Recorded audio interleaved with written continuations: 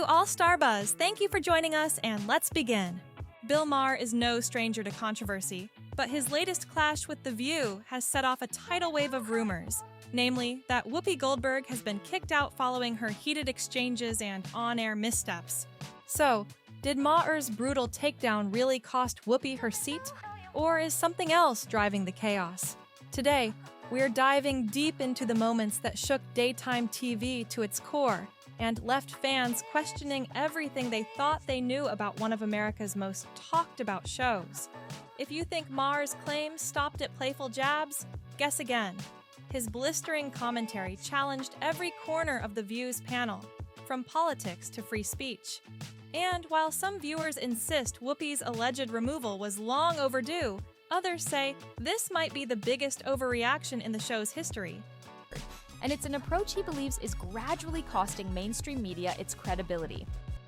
ABC News announced last night that Goldberg is suspended from The View for 2 weeks. I think it's a little weird that her network suspended her for sharing her view on The View. I mean, if she's remorseful, why send her away? Isn't it better to keep her and then use this as a teaching moment? I have a question. Do stupid people get to a point in life where they realize that they're, stupid? Because this is what panic sounds like in legacy media. Let's unravel the truth behind the feud that has everyone asking, did Bill Maher's bold words seal Whoopi's fate on The View, or is she just taking a break from the spotlight? Speculation whispers emerged. Whoopi Goldberg was abruptly let go, or at least sidelined from The View. Online forums buzzed with theories. Some claimed Whoopi's previous suspension for controversial comments had resurfaced as a bigger problem, while others blamed Bill Maher's unrelenting criticism for pressuring the show's producers to make a dramatic move. Fans of The View were quick to jump to Goldberg's defense, arguing that she was an essential part of the panel and had simply chosen to step back. Critics, on the other hand, pointed to clips of Bill Maher slamming Goldberg's on-air rants as evidence that the network was finally fed up. The tension spiked when several unverified reports claimed creative differences between Goldberg and higher-ups. So far, neither Goldberg nor the show's top executives have issued a definitive statement on the rumored dismissal. Maher's fans insist his candid takedowns contributed to the friction, possibly giving producers a reason to show Goldberg the door, at least for now. Either way, there's no denying that Bill Maher's fiery words about hypocrisy and cancel culture haven't just ruffled feathers. They may have flipped daytime TV on its head. Before all the rumors of Whoopi being kicked out blew up, Bill Maher had already been stirring the pot with his comments on The View's internal dramas. He took aim at a particular notion, the idea that certain public figures get what's coming to them, calling it a flimsy interpretation of karma. According to Maher, life is random and chaotic. So attributing Whoopi Goldberg's previous suspension, or anyone's downfall, to cosmic justice is, in his words, laughable. That jab hit home because many viewers saw Goldberg's suspension as a direct consequence of her own remarks. Maher flipped the script by suggesting that if you start punishing hosts for every controversial viewpoint, you're effectively removing the show's core premise of open dialogue. Some defenders of The View argue that there is a false sense of accountability and censorship. Maher, however, remains firm. If your show's name is The View, you can't force everyone to share just one safe perspective. On social media, the argument escalated. Critics accused Maher of being heartless or flippant about sensitive issues, while his supporters applauded him for calling out what they see as a double standard. Hosts can dish out harsh opinions, but they crumble the moment those opinions turn inward. It's a clash that set the stage for the bigger meltdown still to come. Never one to mince words, Maher broadened his takedown to target what he labels left-leaning brats, people who shut down or ridicule any viewpoint that doesn't align with their own. He singled out The View's pattern of welcoming guests with loud applause. Only if those guests echo the show's established opinions. To Maher, it's hypocrisy on display. Talk shows that champion diversity of thought, yet dismiss or demonize dissenting voices.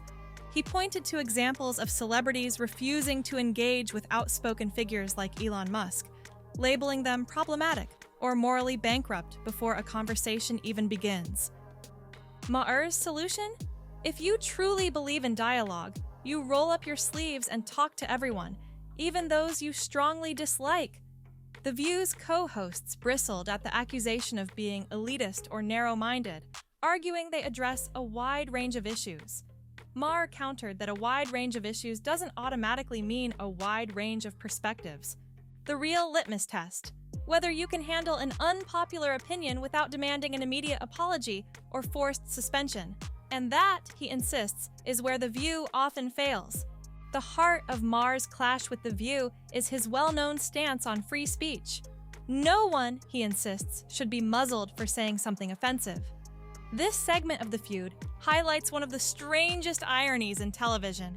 A show built around vocal women sharing different views often ends up limiting how different those views can really be. Maher points to the repeated calls for suspensions, apologies, and censures as the very definition of cancel culture. In his eyes, the best solution is always more speech, not less. I want to talk about Whoopi Goldberg because I got so many texts this week because she attacked me the week before. Sure. So everybody was like, "Oh, Bill, I get you're enjoying the karma." Well, if he's right, then why didn't people vote for the former prosecutor who actually had policy plans to help the working class? And black people can't afford to indulge rich white people's need to endlessly flagellate themselves. They just want prices to go down and good jobs and the police when you call them. When Whoopi Goldberg was suspended earlier for her controversial Holocaust remarks, Maher stood by her right to speak, even if he personally disagreed or found her statements ignorant.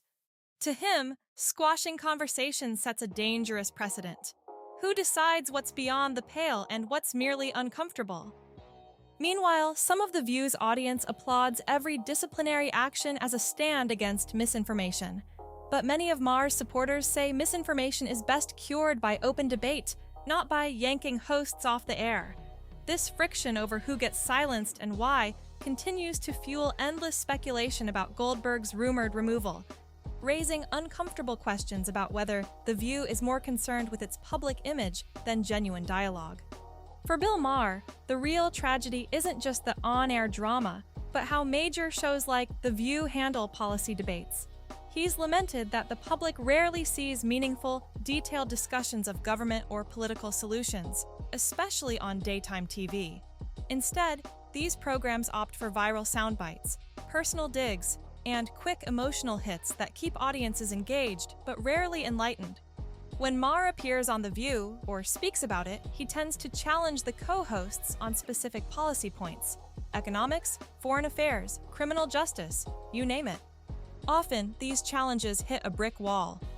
Co-hosts switch to emotional arguments, focusing on personal anecdotes rather than data or established facts. Maher finds that frustrating, describing it as performative outrage that gives viewers a momentary rush but does nothing to solve real-world problems. In one especially tense moment, Maher questioned The View's take on why certain voters chose Republican leaders, prompting an outburst that overshadowed his actual question about economic discontent. He believes the show's approach, cast everything in moral terms, assume the other side is purely malicious, shuts the door on deeper conversations. The result? A stalemate that leaves audiences either infuriated or bored. And it's an approach he believes is gradually costing mainstream media its credibility.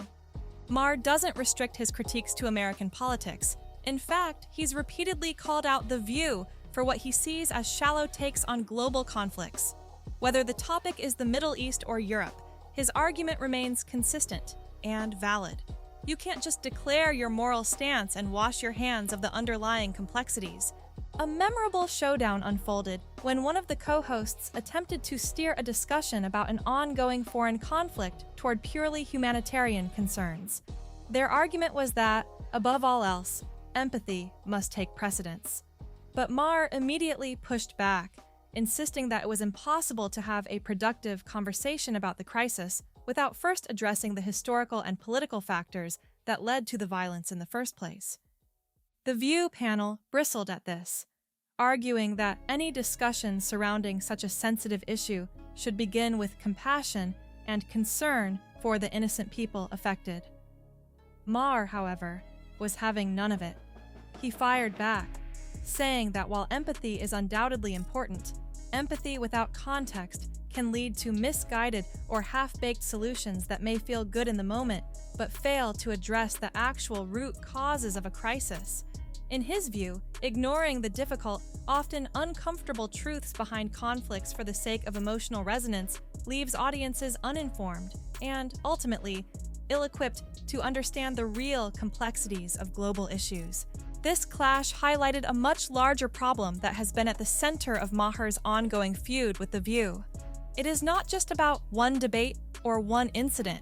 It is a reflection of a broader culture war over how society balances compassion and truth in public discourse. Maher believes that many mainstream media programs, including The View, have become too focused on creating emotionally charged moments that generate online buzz, often at the expense of deeper analysis and meaningful discussion.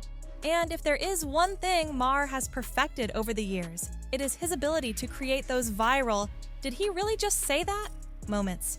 Whether it is calling out Whoopi Goldberg's stance on war, ridiculing the co-hosts for their handling of politically charged guests, or challenging the show's underlying philosophy on free speech, Maher has repeatedly disrupted The View's typical rhythm.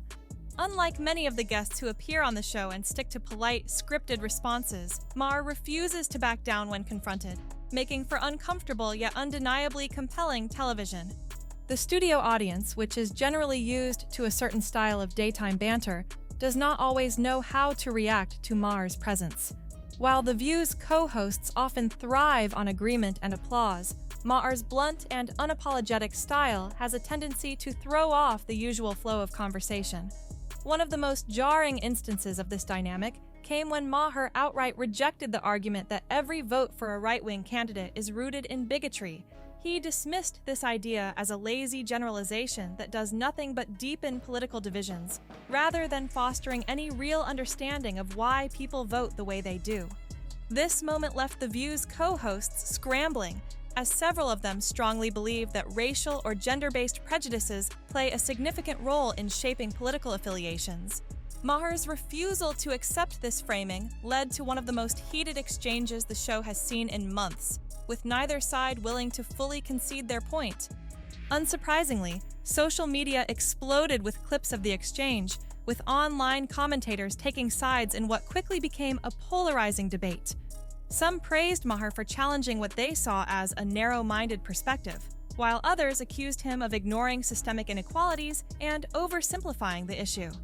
The fallout from these debates has only added fuel to the rumors that tensions behind the scenes at The View have been growing, with whispers that certain panelists are growing increasingly frustrated with Maher's frequent disruptions. Some insiders have even suggested that there are hosts who have privately expressed that they are tired of being forced to engage with Maher's unfiltered takes, particularly on issues where they feel his perspective dismisses the lived experiences of marginalized communities.